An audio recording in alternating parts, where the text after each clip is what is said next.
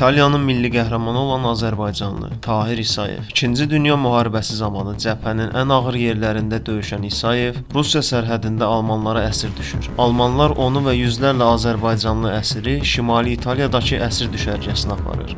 İsayev aylarla düşərgədən qaçmaq üçün planlar qurur. Bir gün düşərgə bombardman atəşinə tutulur və İsayev fürsətdən istifadə edərək düşərgədən qaçır. O İtaliyadakı bir dağ kəndində partizanlarla tanış olur və onların dəstəsinə qoşulur. Artıq İsayev partizanlarla birlikdə faşistlərə qarşı vuruşur və dəstənin ən önəmli adamlarından birinə çevrilir. Partizanlar ona Serafino adını vermişdilər. O alman və italyan dillərini əzbərə bilirdi. İtaliyanın bir çox şəhərində faşistlərə qarşı döyüşmüşdü. Müharibə bitdikdən sonra ona hərbi şücaət medalı təqdim olunur. Bu orden İtaliyada yalnız döyüş meydanında xüsusi qəhrəmanlıq göstərənlərə verilirdi. Ümumilikdə ona 36 medal və orden verilir və Tahir İsayev 1945-ci ildə Milan şəhərinin fəxri vətəndaşı olur.